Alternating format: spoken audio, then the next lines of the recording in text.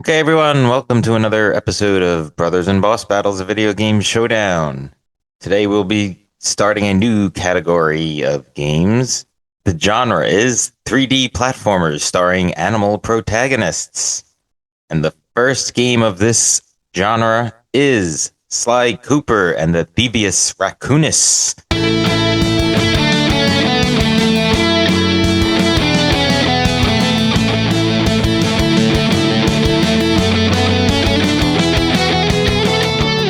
All right, why don't we start with Tom for initial thoughts on this one? Yeah, so Sly Cooper is a game that felt like a roller coaster of emotions for me. There were times where I thought that this was a really fun and really great game, and then there were other times where I was really frustrated and I was like asking myself, why am I playing this game? Now, which of those feelings was more prevalent? Well, we'll find out. All right, Pete, what about you? That's an interesting initial thoughts because I have a very similar theme in my initial thoughts. So I wanted to start with the reason why we're all here, and that's to know whether or not we're going to recommend the game. And I can honestly say, at the start of this recording, which is a first for me in Brothers and Boss Battles, I am not sure what my suggestion is going to be at the end of the episode. And yeah, to echo Tom, what you said, there are a lot of cool things about this game, but there are also a lot of things that I felt are underwhelming. So I'm especially looking forward to discussing this game right here, right now. All right, and I'll just say for my initial thoughts that I don't really remember if I had heard of this game in the past. I certainly didn't play it in the past. I don't believe we had it as kids. So we were kind of thinking of this category and thinking of games that would fit and, who would choose what. And then, ultimately, this kind of came into our orbit and we decided to pick this one. And, I think me in particular wanted to give it a shot. So, having never played it before, I was very pleasantly surprised. And not perfect, but I thought it was very good. But not to give too much away at the initial thoughts, I'll leave it at that.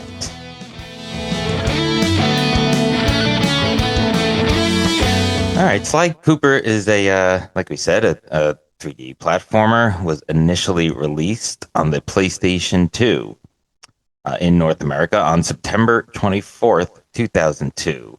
Published by Sony and developed by Sucker Punch Productions. Game was remastered alongside its two initial sequels and compiled as the Sly Collection for the PS3 and Vita on April 16th, 2014. And then the original PS2 version was digitally re-released on the PS4 and PS5 on June 11th, 2024 as part of PlayStation Services retro gaming catalog. And for those that don't know, Brothers and Boss Battles, a video game showdown, is our podcast here, where me, Anthony, and my brothers Pete and Tom discuss video games new and old. We pick a genre or category and then 3 games within that genre or category. We discuss each of those games, its gameplay, music, story, characters, effect on the gaming world, and more. The 4th episode of that grouping is our Bro Down episode, where we have a courtroom-style debate. Each of us defending the game that we chose while attacking the other 2 and ultimately declaring a winner. And the first of that new category is Sly Cooper and the Thievius Raccoonus. So we gave our initial thoughts. Anyone want to jump in for our review? Well, I'll start by saying, you reminded me, I also had never played this game as a child or at any other point in my life. And I feel like I've heard of it, but I really didn't know anything about it. It wasn't really in my brain. The games part of my brain, anything about it. So I'll just say that. Tom, you never played it, right? Before? I did not play it, but I definitely heard of it. Yeah, okay. Yeah, I mean, I followed, I followed gaming news, I guess, pretty closely back then when this game was released. So it was, it was fairly popular at the time. but yeah, it was not one that we played. Yeah, I mean it's popular. They made a couple more games Yeah. and eventually a fourth, I think, right? Yeah, there's 4 in Yeah. total.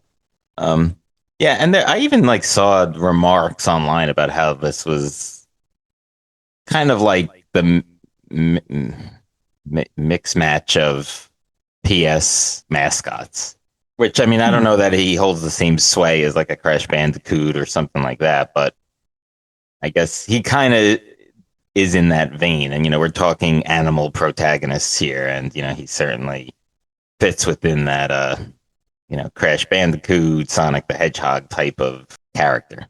Yeah, I don't really see the mishmashes, but he's definitely a different. No, what I meant by that is that like there's no true mascot. Like so, like the whole people will say this person is or this character is and all of that. So, what did everyone play on? I did play on that retro, the classic catalog, I believe is what it's actually called on the PlayStation Plus tier.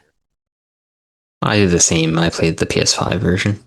I think I played the PS4 version, so that's like some remaster, I guess. No, I think it's the port. Or it's just a port. The port, yeah. Yeah, it's the port. In the classics catalog. Yeah. I see. Okay. Yeah, when I first started playing the game, I was really enjoying it. And it felt like Crash Bandicoot in some ways. For those who haven't played Sly Cooper, probably have played or at least are more aware of Crash. But it was a little different, right? He's like a thief, but a good thief, I guess. And so there's like stealthy components to it. So it felt, familiar like Crash, but also unique. So that was kind of cool.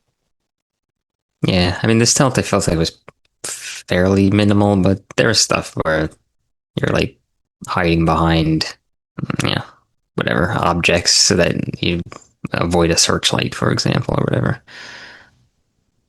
Yeah, it was kind of good.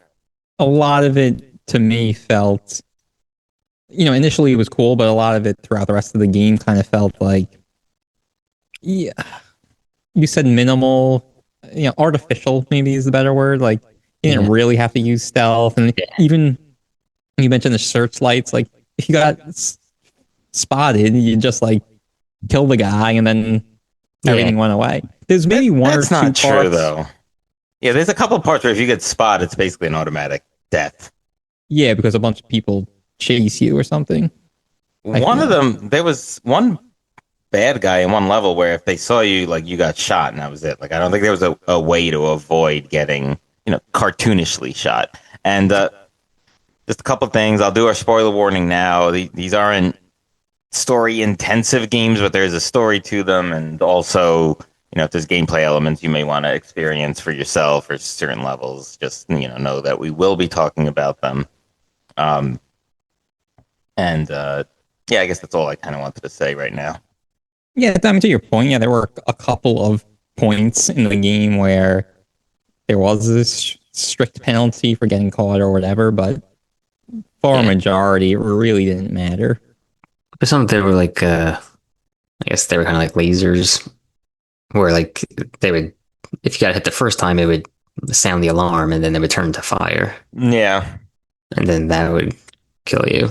And a lot of times they would like speed up too, so it made it harder to dodge them. Yeah, that I didn't mind as much. That was almost like having like an extra health bar, not health bar, but health, right? You could kind of get hit once and it didn't really do any damage, but then it triggered like the alarms, and if you got hit by it the second time, then you would take the damage.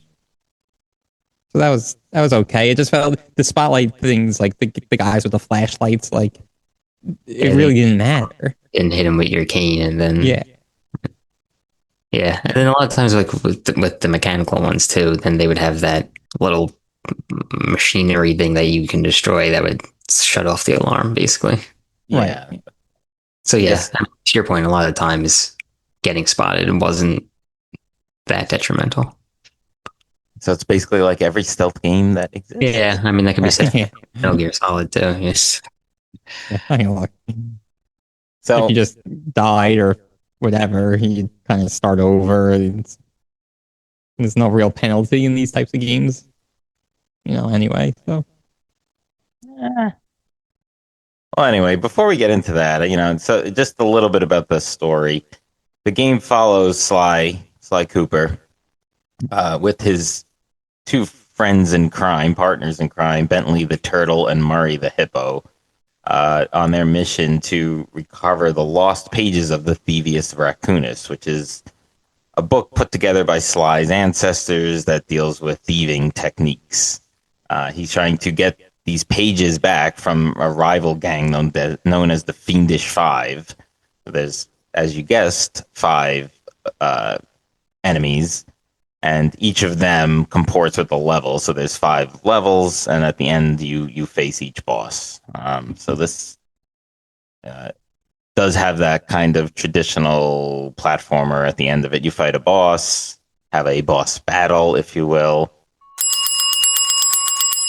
And that's kind of the setup. The one thing I wanted to add, sort of just as a general point, like this was in the early 2000s, so it wasn't the 90s, but I do feel it kind of flowed from the, Bart Simpson, WWF Attitude Era kind of mentality, because he is sort of this edgy character, is a thief, he's sort of like not a Boy Scout of a character. I mean, they make him very cartoonishly nice as well, or like seemingly good in the game. But he is running from law enforcement, along with just having being one of a long line of thieves. So this isn't like, again, your traditional good guy, but still like better than the Fiendish Five. So there you are.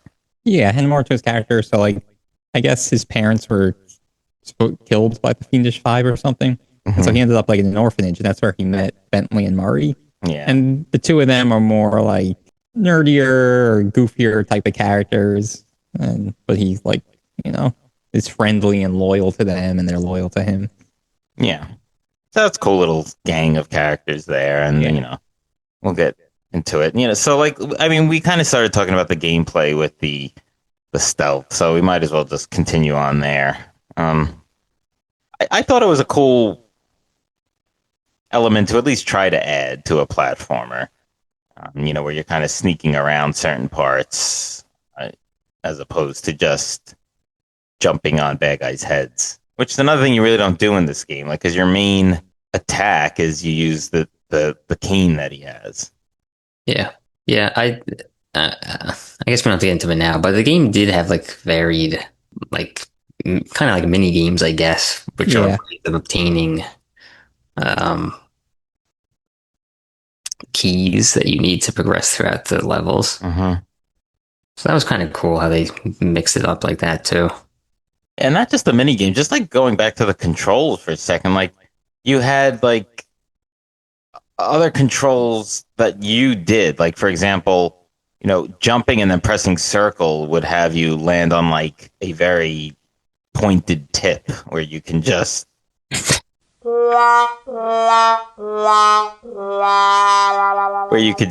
like land on like the top of a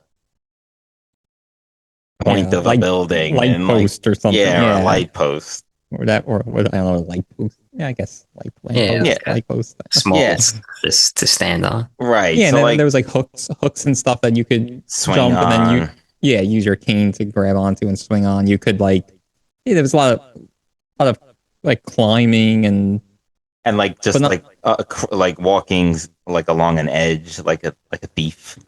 Right. Like like a windowsill or something. Yeah, but you had to like hold on to different buttons to do that. So it wasn't just like the game did it for you. Like, you jumped. True. So, like that all was very cool gameplay components, I thought. Yeah, I thought it was all cool too. Yeah, at the end of the day, yes, you're running, hitting enemies with your main attack button. But there was a lot. Like, I thought those other aspects did add to it and didn't, made it, at least gameplay wise, like a little bit more unique than your Crash Bandicoots. Yeah, and then you could also learn other special abilities. Right. Now, those were also cool, but also not that useful. Most of them were really not that Yeah, useful. the ones that you could actually like execute yourself weren't that useful. But there were some that were like you don't take damage from falling in the water anymore, Oh, which right, Yeah, that which was is good. great. super helpful. Yeah. Yeah, like the Yeah. passives more. Yeah. Yeah, I mean, the first level, you get this. And so there's collectibles in every level. These like clue bottles, or I don't know, I forget Yeah. exactly what they were called. Yeah. Clue bottles. And so, there's maybe like, what, 20, 30, or 40 or so in Yeah, each level, Mm-hmm. depending. And if you collected them all and found the vault, and the vault in most cases wasn't hidden at all. Yeah. But anyway, then you would unlock something. And a lot of times it was these special moves. There are a few other types of things you could unlock. But anyway, so in the very first level, so, one of the easier ones to get, you got the, it's like the dive attack or something. And I found that to be Yeah, very that useful. was used. Yeah. Close the gap on enemies and Yeah. hit them at the same time. Yeah, but there are other ones that like slow time down, or like when you're in the air, it slows time down. I didn't get the point of that. I mean, I guess it's a little easier to land the jump, maybe, but it not really. Yeah, it didn't really help. I barely used that. And there was like a decoy one. There was like the one where you could throw your hat and use it as a mine, basically. Like throw your hat and then it would explode. Yeah. I tried all these things and tried to actually make good use of them, but felt like they were more trouble than they were worth for the most part. And the way to switch between, so once you started getting them, you just basically one button would toggle through all of them. So that was kind of annoying. Yeah, that was a little bit annoying. Yeah. And sometimes like I kind of forgot that had equipped. I toggled off the dive attack and I went to try to dive someone and I did something else. I think when you get a new one, they automatically equip it. Yeah, I think you're right. Yeah. Yeah. It's also annoying. If you don't want it. So then you go to use the move that you've been using the whole game and it's all of a sudden not that anymore. Yeah. That was a little clunky and not great, but again, it does make the game a little more interesting, I guess. There was a lot. There was a good amount of special moves anyway. Yeah. One of them with the mine was like you got a trophy for killing two guys with the same mine, which I got since I played the game. Oh, congratulations. Wow. That's how much I liked it. Now, it is a pretty fairly easy plat for those who want to go for it. And that's one of my gripes with it. The game itself is pretty easy. And like thinking back to even not just to complete the game, but thinking back to like a Crash Bandicoot or something, just felt like they were more secrets or more hidden areas or hidden things. I feel like in this game, in Sly Cooper, Thievius Raccoonus, there really weren't a lot of that, and they were all pretty simple, to find. Like there was no levels where I was really struggling to find all the clue bottles. I think there was like one that I had to like look up where the last bottle was or something. But yeah, that's for the most part. Yeah, some are tough. Some are tough. Did you guys use, we mentioned the special moves that you get from the vaults, but some other times it was blueprints to the particular level you are on. Yeah. And then Bentley would like download those blueprints into your binocular goggles or whatever they were called. I don't know if you ever used that, but anyway. I did. That was helpful. Yeah, because then you could kind of like locate the clue bottles. Yeah. Like if you use that, basically it's like a zoom almost, like a first person zoom that you could do. And wherever the clue bottles were, if you were basically, it was in your line of vision, even if I think it was like behind a wall or something, it would basically like light up green or whatever. So you could kind of get a general idea of where they were. So I feel like once I had that, then for sure I didn't need to, look up where they were or anything like that. So I felt like I wish it was a little more difficult in general, the game. Yeah, I mean, it had a lot. No part of it was extremely difficult, but it did have, you could do the collectibles, but it also had like, the speed run abilities. Once you got all of the clue bottles in a level and got the vault, you can then do a speed run. Yeah, the time trial. Yeah, Time trials. Yeah. So yeah, those I didn't do. I tried the first level of that and couldn't complete it, and I was like, this is kind of wow. a weak thing to make you have to do to get 100%. So I wasn't into it. Yeah, same experience. I did what I needed to do because I platted it. So Oh, right. You have to complete 10 of them or something. yeah, 10. Any 10, right? Any 10, and there's like probably 40 or 45 levels, like individual levels. Right. So there's about 10 per, at least for the first 4 levels, there's about 10 like sub levels within that main level. Not all of them do have the time trial aspect to it though, because and we got a little bit into this before, with Tom was saying that like there's sort of like these mini game things. It's there are levels with where you're using Murray and then Bentley towards the end, where they're not really speed runable, but they are different in the sense that you're using another character, or you're kind of using two characters. There's also and you're playing as Sly and you're in like that whatever little vehicle that you shoot the lasers out of or guns out of. Yeah. And you're trying to hit things so Murray can get to where he's got to get to get the key for that level. That's a different one. It's a different one, but oh, well, I mean, that is just another different one. So there's somewhere you're Murray and he's like the getaway driver of the group. So they're like car-based levels. Racing, yeah. Yeah. Yeah, so like they're not exactly mini games, but I think it's a good way to describe it. They're more like mini games than out of the regular levels, so there's no time trials in those types of. Yeah. And there was a good amount of those levels. Yeah, which was cool. I thought it was cool too. It brought in these other characters. It varied up the gameplay. I'll say one thing that did make the game a little harder though was some of those controls. Yes, I agree. I felt like a lot of times I was like, when you could jump and then reach a hook with your cane. I don't know. I just felt like sometimes like, it was really hard to tell where you were lining up, like if you were lining up with it properly, or just even like, I don't know, like I'm jumping over and then like mashing the triangle button and it's not grabbing on for some reason. Or in other cases where I guess, was it also triangle or was it circle? Well, you press another button to like land On the tip. Directly on the tip.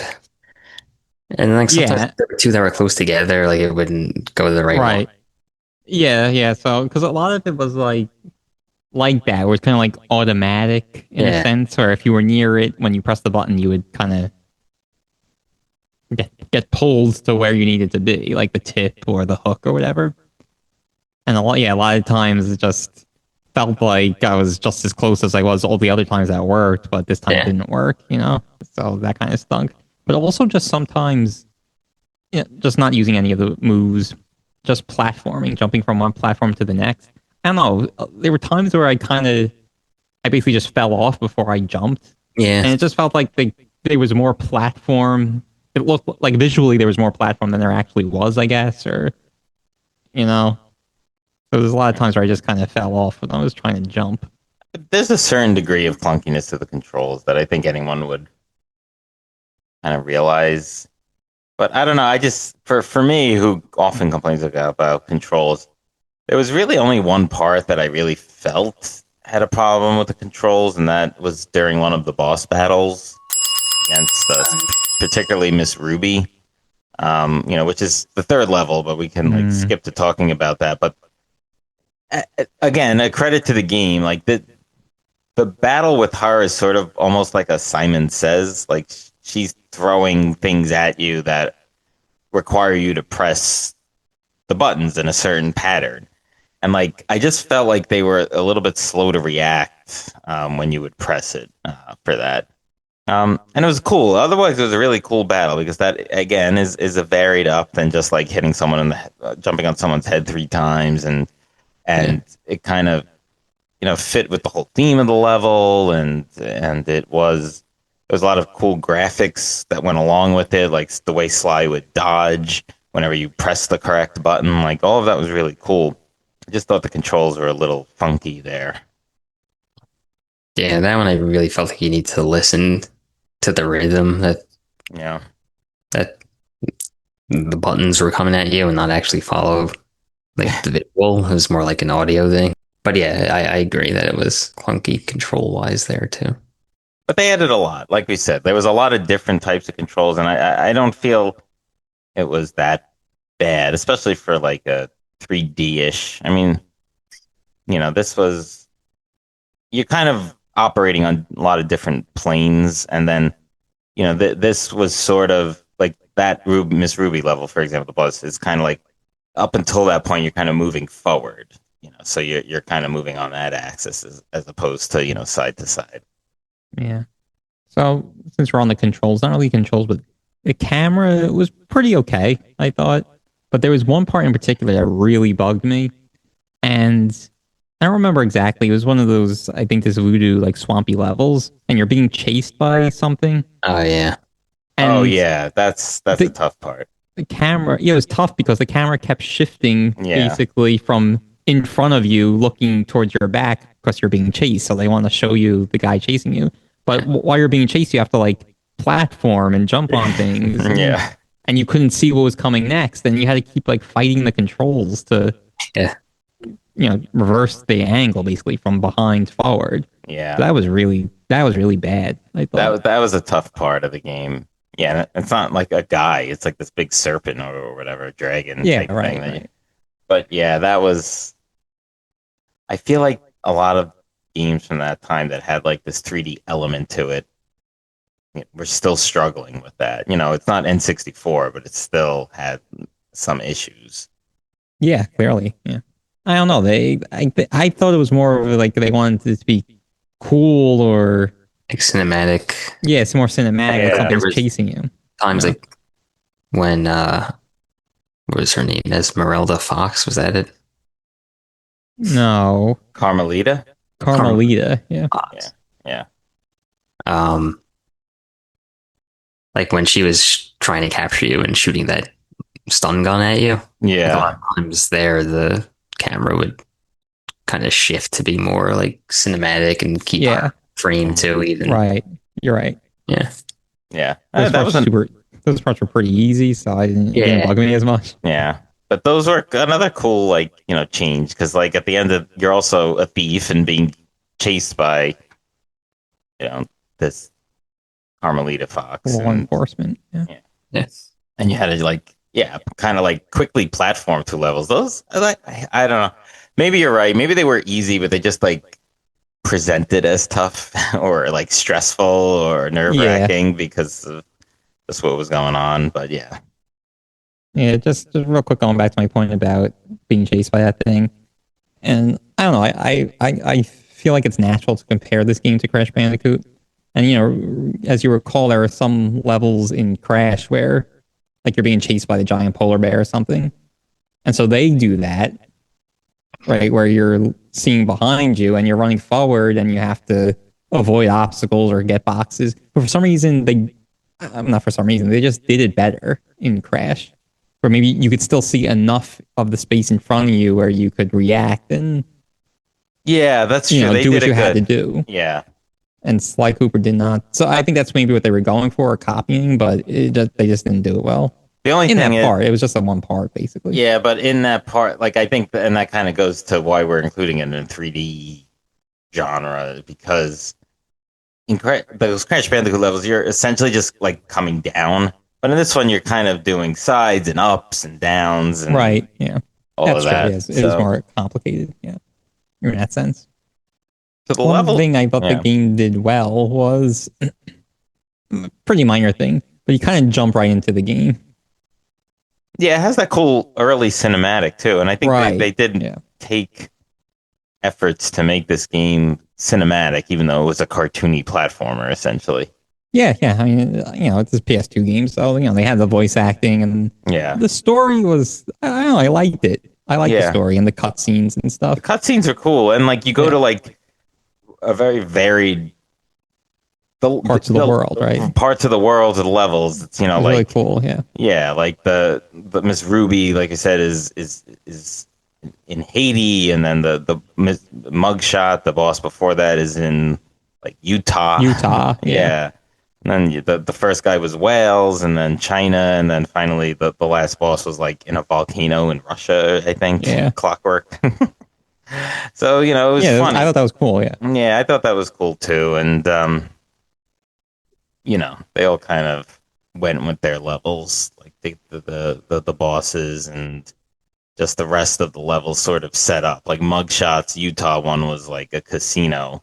And, so there was a lot of casino elements to it and tables you would run on and stuff like that. And, each of them sort of represented different ways that they were bad guys. So he was sort of like almost like a mob boss type. And the frog that started the level was like, I don't know, in a swamp, whatever. Not that that's like Welsh specific, but it's just like, they, he's a pirate. Oh, he was supposed to be like a pirate, right? So he would like sink ships to steal their treasure. Like they all kind of did something in their like realm to be, nefarious. So, pretty cool. We'll talk about the characters in a little bit, I think. Yeah. But one thing, so there's the Fiendish Five, and like, each of them kind of had a theme based on where you are. Yeah. And I feel like most of the levels within that theme kind of blended together a lot to me. Like they weren't different enough, I feel. I guess they reused some of the same like components. Like, yeah. Was it like, I guess, firecrackers in like the panda level, or like enemies? Like they had the monkeys in that level too. Well, yeah, the enemies were kind of all the same within each. Yeah. Well, within each main level, but within each main level, yeah. Right, but they were all varied between them. Each of those. Yeah, no, for sure. Yeah. And for the most part, those enemies were also there's a lot of them, but they were mostly minor inconveniences, I feel. Yeah. Which I guess is typical. Like a regular enemy is shouldn't give you that much trouble in this type of game. Well, it kind of was like you would pretty much die in one shot, and they would pretty much die in one shot. I mean, that was like the main bulk of the game. I mean, I think there might have been an enemy or two that would take 2 shots, but for the most part, if you hit it once, you're through it. Yeah, you're right. And you too could also get like horseshoes. Yeah, right. That was your sort of like extra health. Yeah. Like your mask in Crash Bandicoot. Yeah. So I think one of the things that really is strong about the game is the characters, both good and bad guys and girls. Yeah. I mean, in terms of the allies, I really like Bentley a lot. Yeah, he was funny. He had a lot of screen time. Yeah. He talked in every level pretty much. Yeah, he explained things either story-wise or like how to do something. But you played as Murray more. A little more, yeah. Yeah. Bentley, you really only play, I think it was in like the last level you have to hack a thing. Yeah. That was like asteroids kind of or something. Yeah. Yeah, I like it. One line in particular I like, he says, I guess like to do a move or whatever, he tells you how to do it, So he says, leap lively and press the triggering device with a round geometric object emblazoned upon it. And then Sly goes, so jump and press circle or something like that. But he has like such a nerdy voice. Like it's funny. Yeah, he had a lot of character, that character. Yes, he did. Yeah, so he was awesome. I thought he was really... I actually feel like he's... like, I don't know.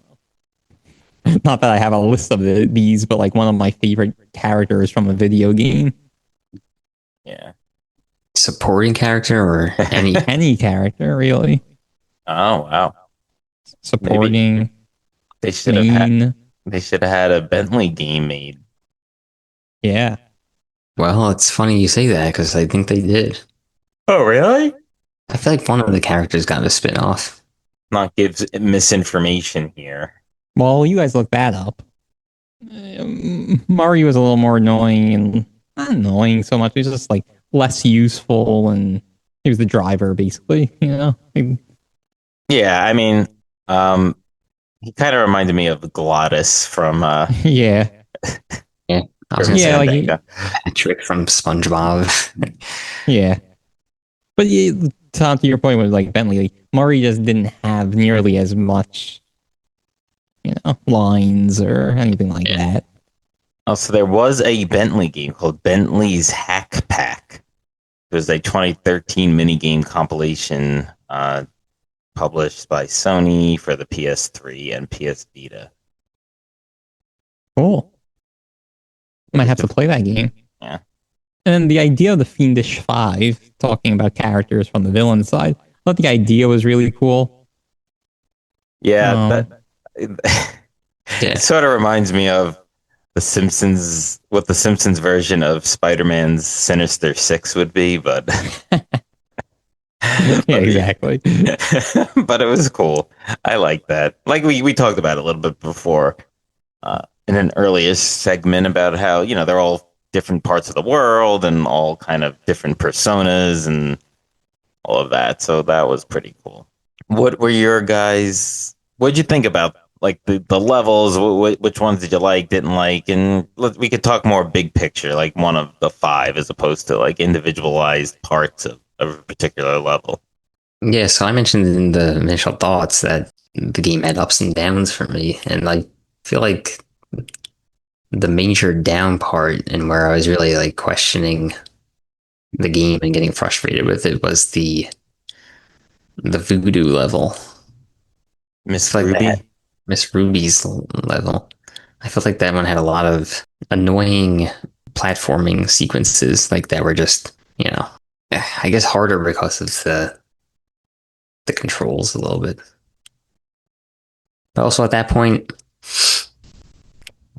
I didn't have. It's like I wasn't getting unlocking the vaults as I was playing the game. Mm. Like I wasn't making it a point to get every one of them as in my first playthrough of the level. Like so, I would just move on even if I didn't get all the clues. Right. Yeah, I did that initially too. Yeah, but so like some of those things I think would have helped make those or that level less frustrating. So, for example, the one I mentioned before about falling in the water, because that one had a lot of like water or sections. Yeah. Yeah, but do you remember what levels Vault gave you that ability? Because I feel like I got that very late. Oh, maybe it was after that actually. Yeah, I think it was Yeah, probably after that. I think so. Yeah, and like we said, the boss, while very unique, did have some problems because of the controls and the responsiveness of it. But I kind of liked it because it was different than the other levels. Like the other three bosses, it's essentially dodge them until they're somewhat stunned and then hit them. Well, No, actually, Mugshot wasn't like that, but the panda was like that, and Raleigh the frog was like that. the boss battles are terrible. I don't I, agree. I mean, Mugshots were interesting too, where you hit all like those mirrors to the make them like, mirrors, yeah, yeah, yeah, that was okay, but they were very easy. The Ms. Ruby one was the one that was challenging. The other ones, like, I think maybe I died once, like before I really understood what you had to do. But like, Yeah, I mean they weren't that hard. yeah, I think it's similar to like The Crash final boss Bandicoot. was a Clockwork. little bit tricky. Yeah, Yeah, that was a little bit of a challenge. I agree. he had a bunch of parts, but oddly, I thought the easiest one, and maybe just because I was used to the game at this point, was Panda King, which is the fourth level of five. I thought he was like very easy to dodge. I mean, the one unique thing is that he's sort of on, I guess, what's like a rounded platform with steps, almost like, yeah. So like you're kind of like running up and to the side to get to him, and then while avoiding stuff, and then hitting him. Yeah, Yeah, really easy. I feel like I didn't 100% grasp like what he was trying to do to you and what you had to do to avoid him, but it didn't really matter because it was just so like easy to avoid. Yeah, like regardless of the move he was going to do, you can just like back off and let him do it, and then go back in and start wailing on him. And you know what part was really dumb? We were talking about the boss with having to do the mirrors. Mugshot. Yeah. Like, the first few times you're running around and he's shooting you, and you could kind of use those were mirrors, I guess, whatever you're reflecting the mirror off of, like as shields. So that was something. But then like the last part, you kind of get on the, you're in the elevated platform type of thing, and you're just jumping from one point to the next point. And like, it's just like every time like he would try to shoot something at you, but you just had to like basically wait until he shot something and then turn the mirror, then like jump to the next one, like wait. Like it was just like so basic. Honestly, I think the bosses were a little basic because the levels were pretty involved, I feel. So the bosses were there because it was a video game in 2002 and it needed to have a boss at the end of every section. Yeah. Yeah, I agree with that. Yeah. But it also did play well with the story because it was these 5 bad guys who had all worked together to take something from Sly, and it kind of created the basis for the story. So I don't really mind them throwing them in here. Yeah, no, those are all good points. And yeah, it's such like, especially in terms of time spent, it's such a minor part of the game. It's not a big foul for the game. But I'm just saying the bosses were pretty weak. My favorite was probably the casino. Yeah, that was unique. Yeah, it was a little more unique. You were more indoors, and you know what level I was in? Right, it was like it basically like had a lot. It was like a library. It had like a lot of stacks of books and bookshelves throughout, and there's like which one was that part of? Oh man, I can't remember if that was like in like the first part. Yeah, it was pretty early on. Yeah. Oh, I think I did just fine. It's a cunning disguise, which was in the first section of level, the first main level called Tide of Terror, which was ended with Raleigh, the frog, as the boss. So yeah, I don't know, that one like for some reason really stuck out to me, and it had some hard parts because those had those like dart guns, like those automatic dart guns that you had to like wear the barrel in order to so it would shoot the barrel instead of you, that were like one hit KOs and stuff. So there was a couple of different unique things in that. Well, yeah, that was cool. The like hiding in the barrel so the darts would hit the barrel. But it was also like what I was doing at first was so I jumped in the barrel, like walked with it, and then when the darts were gonna hit me, I would like essentially duck, like hide in the barrel. But I don't think you had to do that. The darts would just hit the barrel no matter if you just kept walking. So it's like dumb. Yeah, they should have. I was doing that too, and like I think intuitively that's what you would do. Yeah, but yeah, and that would have like I guess made a little bit more skill involved. Yeah, again, very minor, like a minor point, but. Yeah, and it's a relatively short game, and I think it got some criticism for that when it came out. But, it's not really long. Under 10 hours, if you just play the main game.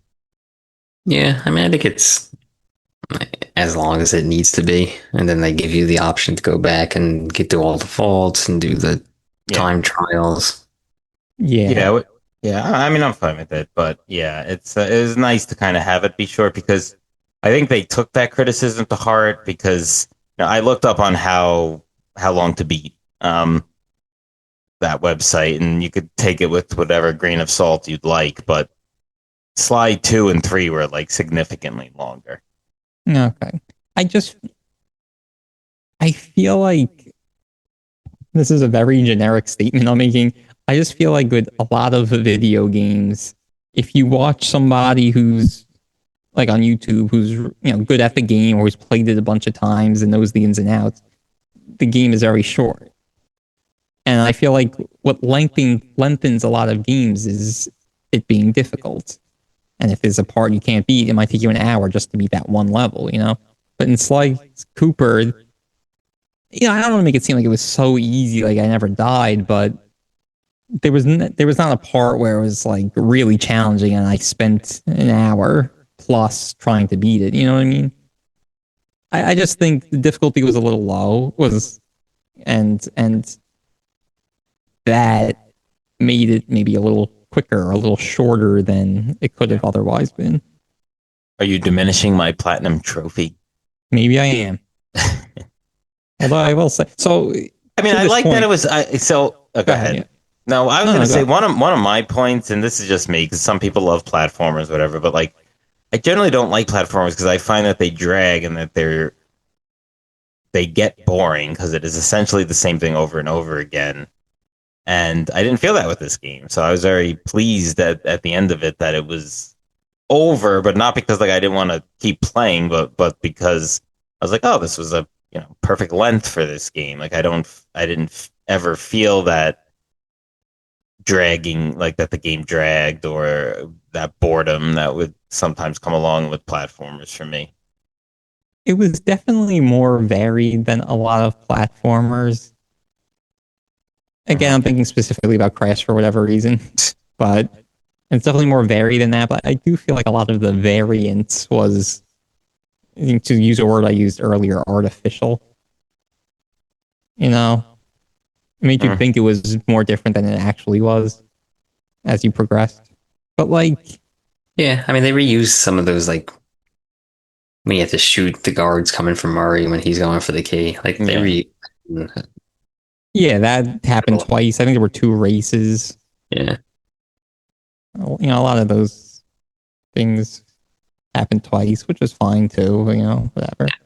But just the regular levels, you know, they all felt the same after a while, I thought.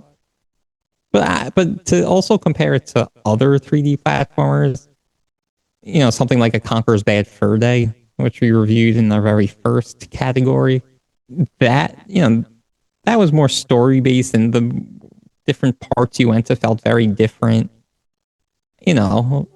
So a 3D platformer of that ilk, I don't think got stale or boring.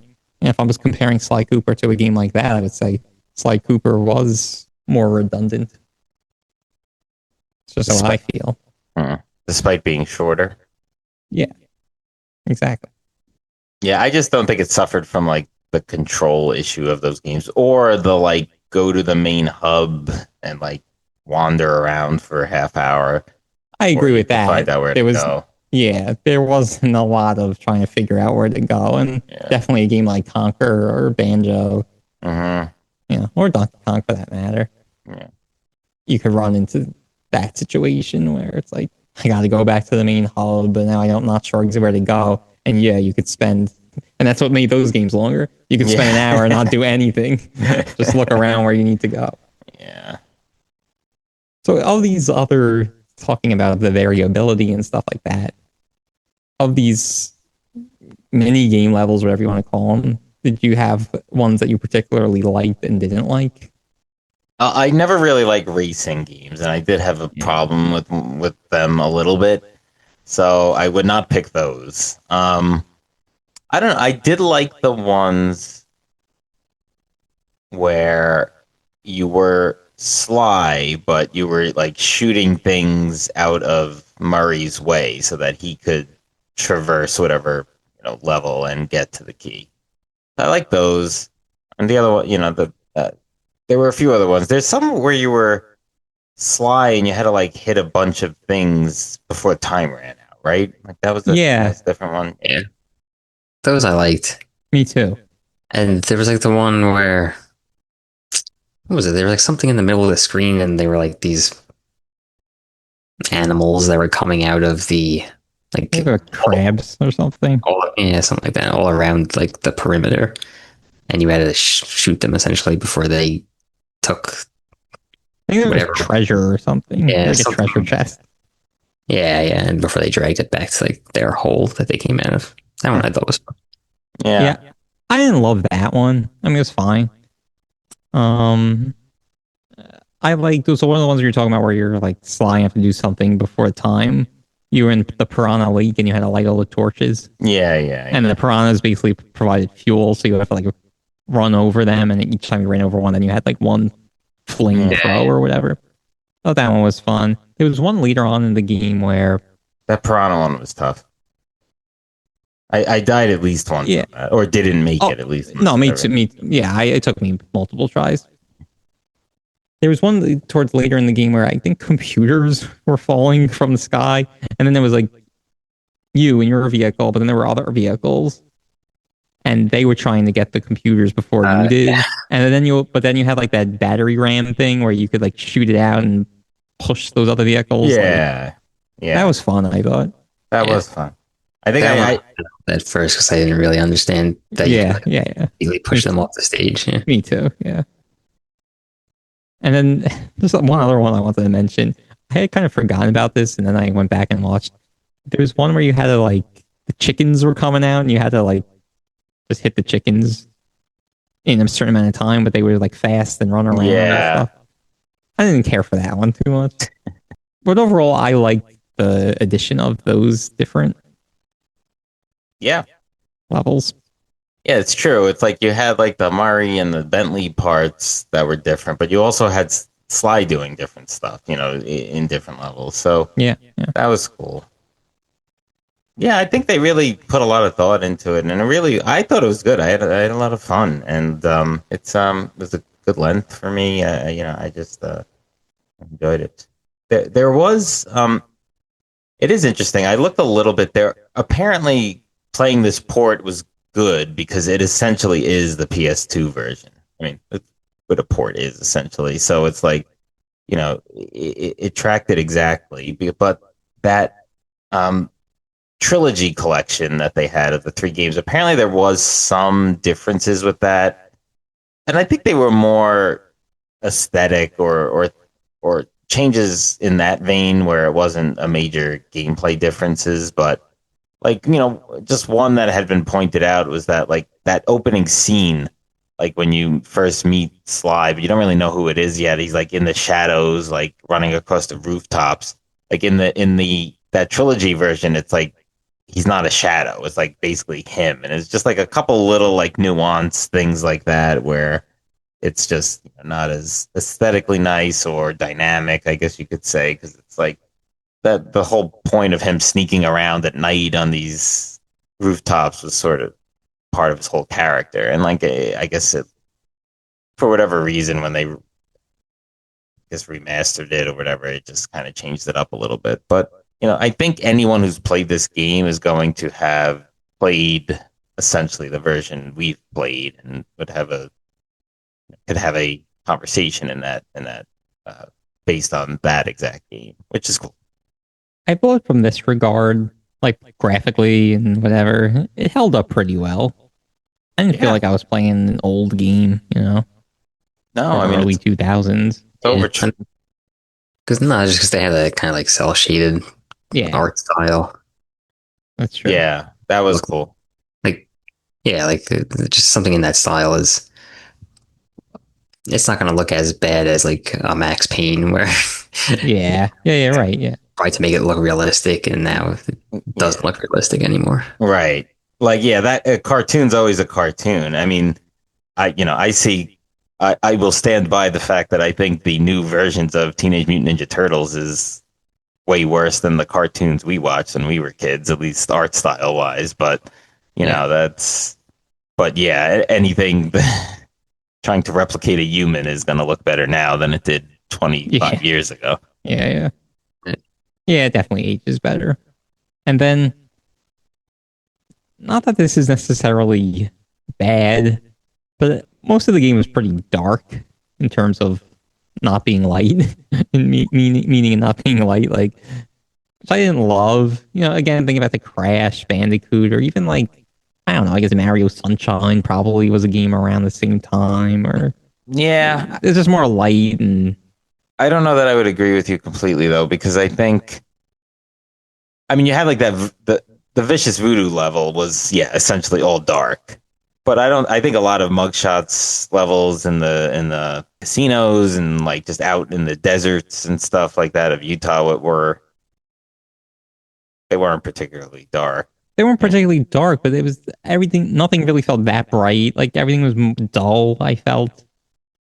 Mm. Yeah, like the Utah levels, I'd say were dull as a good word for it. And even the casinos, it should have been more flashy and bright feeling than I felt. I was gonna say I thought that like maybe it's darker because like it was thievery and he was doing it at night or whatever. Yeah, no, Yeah. it makes sense. It's true. Yeah, I think some of it was meant to take place at night, so it was dark out. And yeah, I don't know. That didn't really bother me. I mean, it was a bit of a slog that vicious voodoo level. I think we're all kind of like hammering away that point a little bit. Yeah, maybe. Yeah. Sounds were cool. I mean, the voice acting was good. A little bit like amateurish. It wasn't like the most convincing, but I think it did the job for what essentially was a cartoon. Like Sly. I thought Sly it was a little bit like reading off a script, not horrible. And some of the bad guys were like kind of just like saying all stereotypical bad guy things, but it all kind of worked for a game like this. And then, like you said, Bentley was pretty interesting and well voiced as a character. The voice fit the character. Yeah, I thought the sound was good. Yeah. Yeah. I didn't have a problem. I understand what you're saying, and I didn't have a problem with the Yeah. voice acting and all that stuff. That was good. I thought music didn't really appeal to me. Like there was nothing really that memorable or Yeah, it didn't really. interesting. Did you guys know that was in 2017 they announced I think like a kids like cartoon Sly Cooper, but then it was like basically it was never made and there was never like A reason why. yeah or like an official like Oh, actually we're not going to make this. Huh. That would have been cool. Yeah. It's really hung around a long time with like all of these games. It has. I think and Tom, maybe you know the history a little better than me, but like after the trilogy, it's been a long while before the fourth one was finally released, and the fourth one like bombed from what I was reading. I didn't really keep up with it. But yeah, I think a 2 point. I mean, this is easily look upable, but Yeah, I have it here. So like this game came out in '02, then the first sequel was '04, then another one in '05. And then that fourth game, Sly Cooper Thieves in Time, came out in 2013, so 8 years later. Yeah. Okay. I don't have like the sale or the reception to those games, but I take your word for it. The fact that kind of maybe killed off the series at that point. Yeah, I think people credit that Thief in Time game with killing it off because it was received poorly. Yeah, that was for PS3. The other three, I believe, are all PS2. All right. Yeah, I'm looking at. Okay. No, I'm looking at the fourth game didn't score as poorly as I was under the impression it did. Yeah. It was like it seemed like it was like an okay game, nothing to write home about, but didn't bomb necessarily. No. So I don't know. But this review wise, I mean, I don't know what the sales figures are. maybe it was highly anticipated because it had been a while, and then it was just mediocre, so that made it feel worse because people were hyped for it. Yeah, maybe on Wikipedia it says it was the 9th best-selling game of the month that it was released. So I don't know if that's good or bad. It doesn't sound that great. On a full moon and while standing on your head. Yeah, that sounds pretty bad because how many games are released in a month? Yeah, and this especially this one had a name too, so it's like yeah, it wasn't like some original game from right or just some random indie game that like yeah. If it sold 9th best in a month, it might be like, oh great, like this right had presumably a following already. All right then, do you guys want to give final thoughts on Sly Cooper and the Thievius Raccoonus? Sure. All right, Pete, why don't you start us off? Oh man. So I mentioned it at the beginning. I was really on the fence. Maybe you should go last then. Do you still need to think about it? I mean, any extra bit of time would certainly be helpful. All right, we're switching things up. Tom, you go first on our final thoughts. Yeah. So, like I mentioned in the initial, no, yeah, but so I did mention that it was kind of up and down experience for me. It wasn't like a clear cut, like, oh, this game is awesome, or a clear cut, oh, this game is terrible. But I will say, I think the good, fun parts of the game did outweigh the frustrating, non fun parts of the game. Um, when I beat the game, as I mentioned, I didn't have all the faults unlocked, and I was motivated and wanted to go back and unlock all the vaults. So I did that after I beat the final boss. Yeah, so I think that speaks to, I don't know, just like the fun of the game and I don't know, lasting power. So I'm gonna go ahead and give it a recommend. I ended up having a good time with the game, and yeah, I think it's worth playing.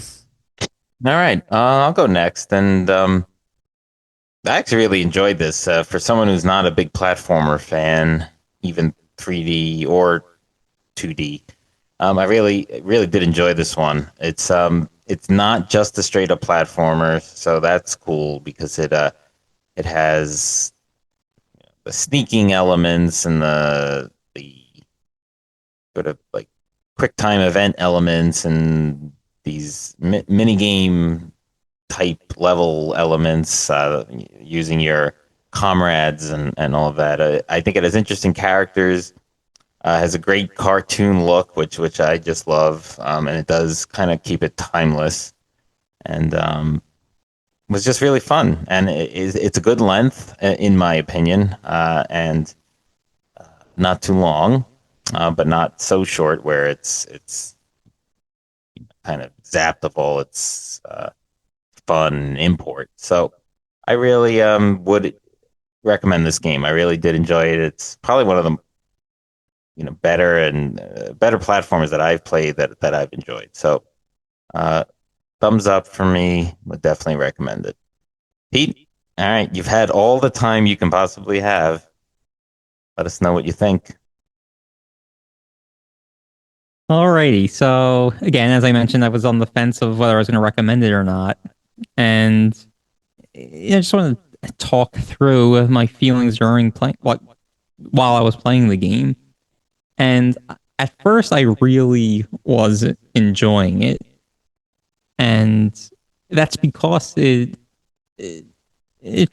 felt a little more polished than those PS1 platformers or the N64 platformers. And it came out a little later, so that makes sense. And it was more unique. There was some stealth stuff. You learn a lot more abilities, and just navigating the levels of climbing on pipes and swinging on things. It felt like they did a really good job of making it, again, more polished and interesting and stuff. But as I was playing the game, those things felt more like a novelty than actual interesting mechanics to get through the game. And we just mentioned how a lot of those extra special moves were basically useless anyway. It did more harm than good. And also, as I indicated in the episode, had a problem with the difficulty. It felt a little easy for me. I don't remember exactly if maybe I looked up one or two levels. I don't think I did, and I can't remember anything specifically where I had to look up, where these clue bottles were. But I was essentially able to find all the clue bottles and open up all the vaults in all the levels. And so, that takes it away from me. Again, thinking and comparing it to Crash Bandicoot, like there were some cool hidden secret, platforms and things that I feel like it's really hard to figure out without looking up. And I like those little secrets in these types of games, like a platformer or something. And I feel like Sly Cooper didn't really have those. To say a positive thing, I know this is a long final thought, so I'm still working through my thoughts here. Say a very positive thing. I really liked the little story they put together, and the characters. I loved Bentley, and even though he was talking a lot throughout the game, he never got annoying. Like, I was interested in hearing what he had to say. And, he had a lot of humor for me. And so, like, having said all of this, I think the game is a cool game. And I had never really heard of it, or maybe I heard of it, but I didn't really know what it was about. And if you're in that same boat, I'm going to give it a recommend. I'm going to say you should play the game. It was a cool game. It's not overly burdensome. And the thing that really decided for me that I was going to make this recommendation, as you guys were making your final thoughts, I was thinking, I kind of would like to play Sly Cooper too. So if I feel that way, I probably should recommend it to you guys to play the original.